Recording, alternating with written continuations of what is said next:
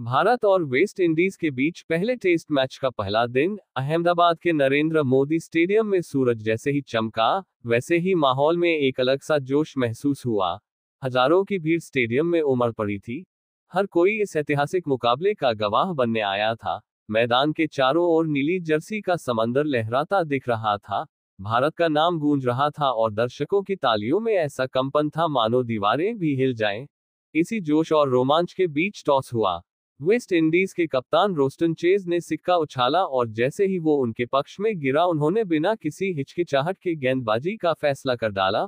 उनके चेहरे पर आत्मविश्वास झलक रहा था। उन्हें लगा था कि सुबह की नमी का फायदा उठाकर वो भारतीय बल्लेबाजों को जल्दी पवेलियन भेज देंगे, लेकिन उन्हें शायद अंदाजा नहीं था कि उनके सामने कौन सा तूफान खड़ा है।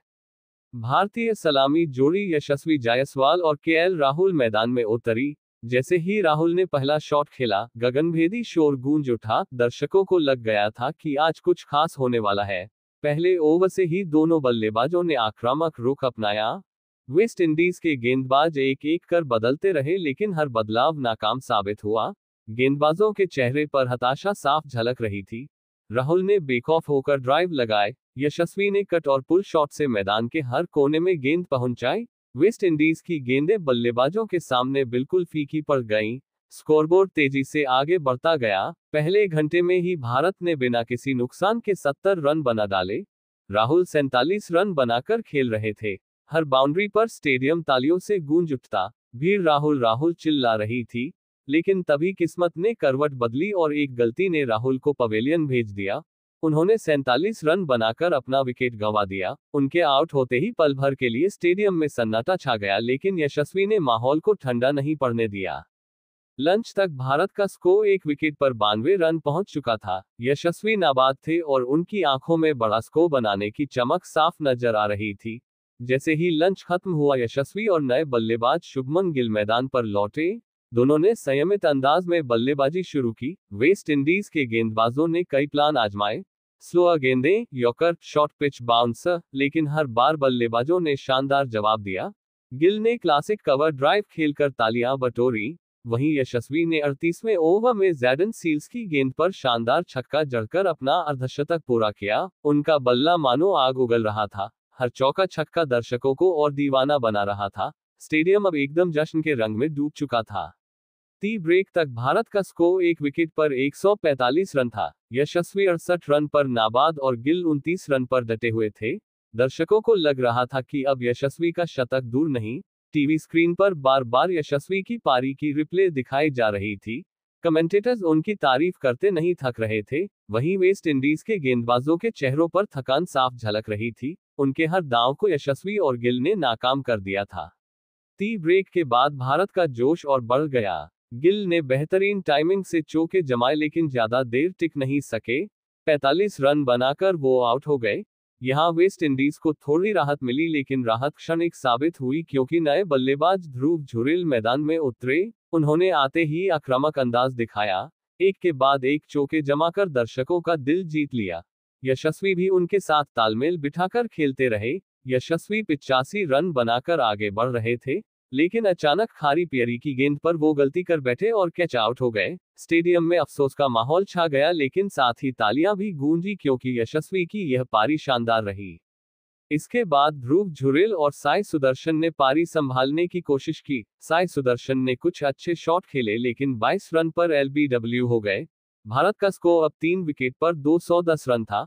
वेस्ट इंडीज को लगा शायद अब वो वापसी कर सकते हैं, लेकिन जुरेल ने उनकी उम्मीदों पर पानी फेर दिया। उन्होंने गेंदबाजों को जमकर धोया, चौकों छक्कों की बरसात कर दी। दर्शक झुरेल झुरेल चिल्लाने लगे। उनके बल्ले से निकलती हर शॉट दर्शकों के दिल में आग लगा रही थी। वेस्ट इंडीज के कप्तान रोस्टन चेज लगातार गेंदबाज बदलते रहे, लेकिन कोई असर नहीं हुआ। अल्जारी जोसफ ने लगातार 8 ओवर डाले, लेकिन एक भी विकेट नहीं ले पाए। उन्होंने 50 रन से ज्यादा खर्च कर दिए। वहीं खारी पियरी ने 2 विकेट जरूर निकाले, लेकिन रन रोकने में वो भी नाकाम रहे। जैसे जैसे दिन का खेल खत्म होने की तरफ बढ़ा, स्टेडियम में उत्साह और बढ़ गया। हर कोई चाहता था कि भारत 350 रन का आंकड़ा छू ले। झुरेल के शॉट्स और स्टेडियम में गूंजते भारत माता की जय के नारों ने माहौल को पूरी तरह बिजली जैसा बना दिया था। नरेंद्र मोदी स्टेडियम का हर कोना रोशनी और तालियों से जगमगा रहा था। दर्शकों के मोबाइल फ्लैश लाइट की चमक मानो एक नए उत्सव का माहौल बना रही थी। खिलाड़ी भी इस ऊर्जा से भरकर खेल रहे थे। पहले दिन के खेल की आखिरी घड़ी में भी भारतीय बल्लेबाजों ने कोई ढिलाई नहीं दिखाए। रन लगातार आते रहे। वेस्ट इंडीज के गेंदबाज बस थककर गेंद डालते रहे और भारतीय बल्लेबाज उन पर हावी होते रहे। ये दिन भारत के नाम लिखा जा चुका था। जब अंपायर ने स्टंप्स की घोषणा की तो भारत का स्कोर 3 विकेट पर 310 रन था। झुरेल 61 रन पर नाबाद खड़े थे और उनके साथ वाशिंगटन सुंदर डटे हुए थे। दर्शकों ने खड़े होकर तालियां बजाईं। खिलाड़ी ड्रेसिंग रूम लौटे लेकिन उनके चेहरे पर मुस्कान थी। हर किसी को महसूस हो रहा था कि भारत ने पहले दिन ही मुकाबले को अपने पक्ष में झुका लिया है। लेकिन क्रिकेट का यही तो मजा है। पहले दिन जो नायक होता है, दूसरे दिन वही खलनायक बन सकता है। पहले दिन जो टीम हावी होती है, दूसरे दिन वही दबाव में आ सकती है। यही सस्पेंस, यही रोमांच इस खेल को दुनिया का सबसे लोकप्रिय खेल बनाता है। अब सबकी नजरें दूसरे दिन पर थी। क्या झुरेल अपना शतक पूरा करेंगे? क्या वेस्ट इंडीज वापसी करेगी या भारत पहले ही मैच में ऐसी लीड ले लेगा जिससे सीरीज का पासा पलट जाए? यही सवाल हर क्रिकेट फैन के दिल और दिमाग में घूम रहे थे। पहला दिन खत्म हुआ तो लगा कि कहानी अभी अधूरी है, असली रोमांच तो अभी बाकी है। दर्शकों ने घर लौटते समय भी यही चर्चा की। टीवी चैनलों पर यही बहस छिड़ी थी। सोशल मीडिया पर यशस्वी, राहुल और झुरेल ट्रेंड कर रहे थे। हर जगह सिर्फ यही गूंज थी कि भारत ने पहले ही दिन मैच को अपने नाम कर लिया है। लेकिन असली टेस्ट तो अगले दिन शुरू होगा, और यही सोच दर्शकों को अगले दिन की प्रतीक्षा में बांधे रखी। यही वो चीज थी जिसने इस मुकाबले को और भी रोमांचक बना दिया।